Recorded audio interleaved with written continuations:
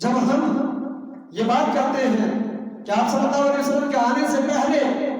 لوگ جہالت کے اندر پڑے ہوئے تھے، لوگ درندگی والی زندگی گزار رہے تھے، لوگ ایک دوسرے کے خون کے پیاسے تھے، لوگ یہاں تک تاریخ کے اندر لکھا ہے کہ لوگ ایک دوسرے کی کھوپڑیوں میں شراب پینے والے تھے۔ لیکن پھر کیا ہوا؟ کون سا ایسا سبب تھا جس سبب نے انہی لوگوں کی زندگیوں کو بدل کے رکھ دیا؟ وہ رحماء بینہم کا درس دینے والے، وہ ایک دوسرے کے لیے جانیں قربان کرنے والے، وہ ایک دوسرے کے پاؤں میں اپنے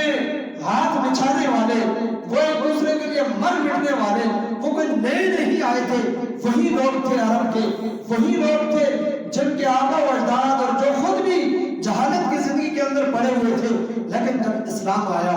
جب آپ صلی اللہ علیہ وسلم نے ان کو دینداری والی زندگی بتائی، تو پھر قرآن ان کی تعریف اور حمد و ثنا میں کچھ یوں بیان کرتا ہے۔ قرآن کہتا ہے محمد رسول اللہ صلی اللہ علیہ وسلم والذین معہ، اور محمد کے ساتھی جو محمد کا کلمہ پڑھنے والے ہیں، جو محمد رسول اللہ صلی اللہ علیہ وسلم کا ساتھ دینے والے ہیں، جو آپ کے لائے ہوئے دین کو اپنانے والے ہیں، یہ کیسے لوگ ہیں؟ اشداء علی الکفار، یہ غیر مسلمان کے لیے، کفار کے لیے میدان جنگ کے اندر ایسے قوی ہیں کہ انہوں نے پیٹوں کے اوپر بے شک پتھر باندھے ہوئے ہوں، یہ بھوک سے بے شک نڈھال ہوں، لیکن یہ اپنے دشمن کے سامنے کبھی بھی بھاگنے والے نہیں، یہ اپنے دشمن کے سامنے کبھی بھی اپنا اسلحہ چھوڑ کر بھاگنے والے نہیں، بلکہ یہ پیٹوں پر پتھر باندھ کر بھی اسلام کی سربلندی کے لیے آگے بڑھنے والے ہیں اور لڑنے والے ہیں اور جانیں قربان کرنے والے ہیں۔ اشداء علی الکفار، میدان جنگ کے اندر تو بڑے جری ہیں، بڑے غصیلے ہیں، بڑے غصے والے ہیں، میدان جنگ کے اندر تو یہ اپنے دشمن کو اپنی تلواروں کے ذریعے سے کاٹ کر رکھنے والے ہیں، یہ 313 ہزاروں کے لشکر کو کاٹنے والے ہیں، ان پہ فتح پانے والے ہیں۔ لیکن کیا یہ اپنی نجی زندگی کے اندر بھی، کیا یہ اپنے کلمہ پڑھنے والے مسلمان بھائی کے ساتھ بھی ایسے ہیں؟ نہیں۔ قرآن کہتا ہے رحماء بینہم، یہ بہت زیادہ نرم دل لوگ ہیں، ان کے دلوں کے اندر محبت رچی اور بسی ہوئی ہے، ان کے دلوں کے اندر ادب و احترام رچا اور بسا ہوا ہے، یہ ایک دوسرے کے لیے جانیں قربان کرنے والے ہیں۔ یہ کیسے لوگ ہیں؟ حضرت ابو بکر صدیق رضی اللہ تعالی عنہ کا واقعہ جو اکثر پہلے بھی کتنی دفعہ میں نے بیان کیا۔ ابو بکر صدیق رضی اللہ تعالی عنہ وہ صحابی ہیں جو سارے انبیاء کے بعد دنیا میں سب سے افضل ترین اگر کوئی ہستی ہے وہ ابو بکر صدیق رضی اللہ تعالیٰ عنہ، اور وہ ابو بکر جو سب سے پہلے میرے آقا کا کلمہ پڑھنے والے، جو یار غار ہے، اور وہ ابو بکر جس کو میرے آقا کی رفاقت ایسے نصیب ہوئی کہ ابو بکر دنیا کے اندر بھی میرے آقا کا یار ہے، دنیا کے اندر بھی میرے آقا کا سفر کا ساتھی ہے، میرے آقا کے ہجر کا ساتھی ہے، اور اللہ نے ایسی قربت عطا کی اپنے محبوب سے کہ قیامت تک ابو بکر اپنے آقا کے ساتھ سویا ہوا ہے۔ اور فرمایا، آپ صلی اللہ علیہ وسلم نے فرمایا روز قیامت جنت کے 8 دروازے ابو بکر کو پکاریں گے اور خواہش کریں گے، ہر جنت کے ہر دروازے کی یہ خواہش ہوگی کہ اگر ابو بکر مجھ سے گزر کر جنت میں چلا جائے تو میں سب سے خوش نصیب ترین دروازہ ہوں۔ اتنے بڑے درجات ملنے کے بعد عشرہ مبشرہ صحابہ میں وہ صحابی جسے دنیا کے اندر اللہ کے حبیب صلی اللہ علیہ وسلم کی مبارک زبان سے جنت کی بشارتیں ملی، اتنا بڑا مقام اور مرتبہ، اتنے بلند و بالا مرتبے والے، لیکن رحماء بینہم کی صفت کیسی ہے صحابہ کے اندر؟ آپ کا اپنے ملازم کے ساتھ، آج ہمارے بھی ملازم ہوتے ہیں، نوکر ہوتے ہیں، ہمارے بھی کارخانوں میں، کمپنیوں میں، گھروں کے اندر مختلف لوگوں نے ملازم رکھے ہوتے ہیں، ہمارا اپنے ملازموں کے ساتھ، اپنے ماتحتوں کے ساتھ، اپنے کمزور لوگوں کے ساتھ ہمارا رویہ کیسا ہے اور صحابہ کا رویہ کیسا تھا؟ تھوڑا سا تقابل کیجئے گا۔ میں نے شروع میں کہا تھا کہ آج مختصر سی گفتگو کے اندر یہی بات ہوگی کہ اسلام کون سا کردار دیتا ہے اور آج کے مسلمان کا کردار کیسا ہے۔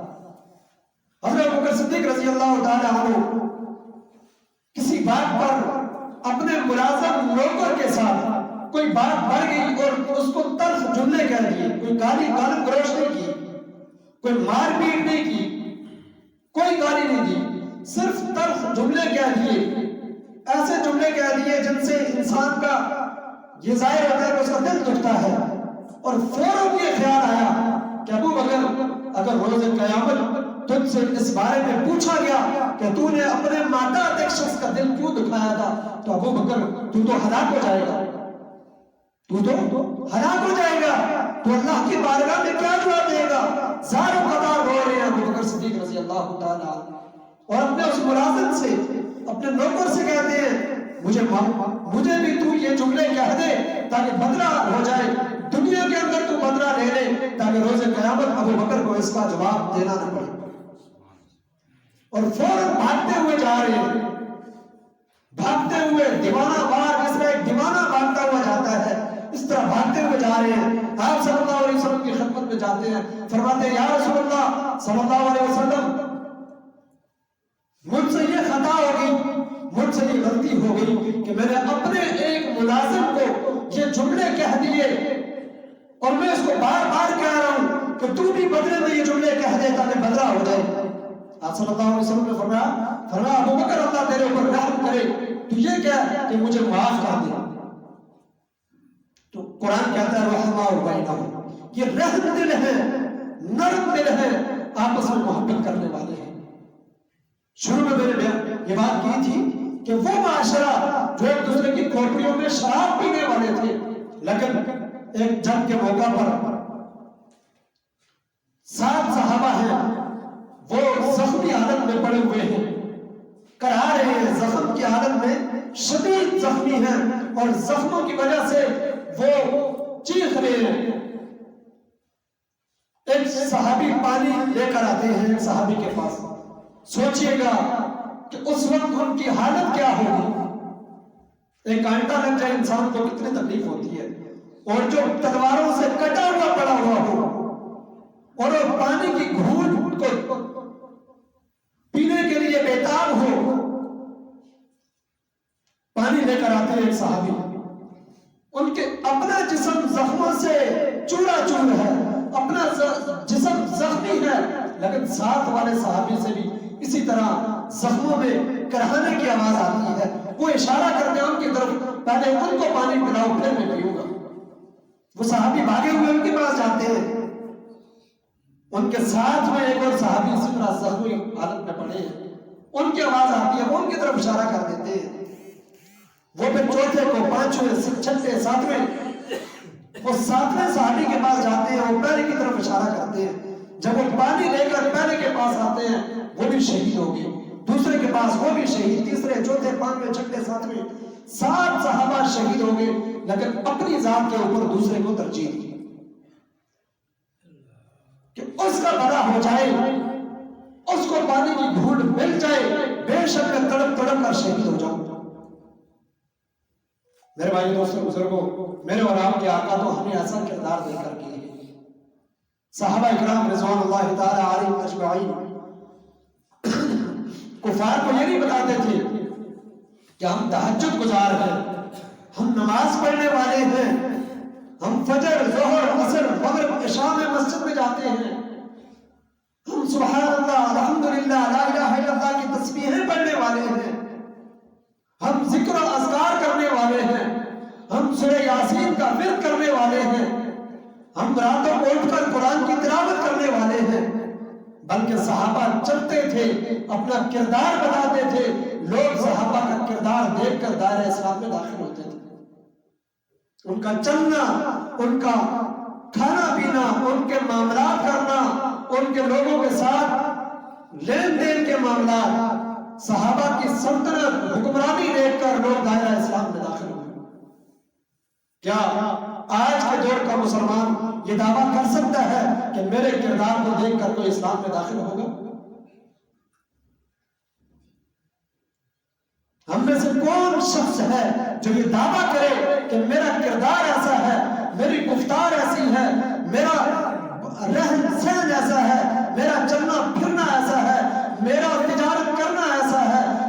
معاملات ایسے ہیں، میرے اخلاق ایسے ہیں کہ لوگ میرے اخلاق کو دیکھ کر متاثر ہو جائیں اور اسلام کے قریب آئیں۔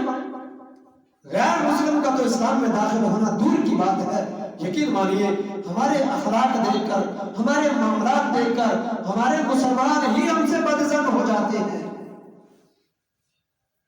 فرمایا المسلم من سلم المسلمون من لسانه ویدہ، تو ان میں سے مسلمان وہ ہے جس کے ہاتھوں سے اور زبان سے کسی دوسرے مسلمان کو تکلیف نہ پہنچے۔ آپ صلی اللہ علیہ وسلم نے کیسا دین دیا، کیسا معاشرہ دیا۔ صحابہ فرماتے ہیں کہ میرے آقا علیہ الصلوۃ والسلام جب پڑوسی کے حقوق بیان فرما رہے تھے، صحابہ فرماتے ہیں ہم خوف میں پڑ گئے کہ آپ صلی اللہ علیہ وسلم پڑوسی کے حقوق بتا رہے ہیں اور کہیں اتنے زیادہ حقوق بتا رہے ہیں، ہمیں یہ خوف لاحق ہو گیا کہ کہیں آپ صلی اللہ علیہ وسلم پڑوسی کو وراثت کا حقدار نہ ٹھہرا دیں۔ فرمایا گھر کے اندر سالن پکاؤ،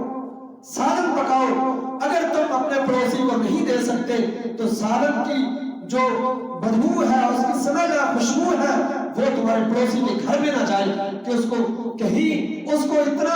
اتنے پیسے میسر نہ ہو جو تم کھاتے ہو وہ نہ کھا سکے اور اس کو تکلیف ہو، اس کے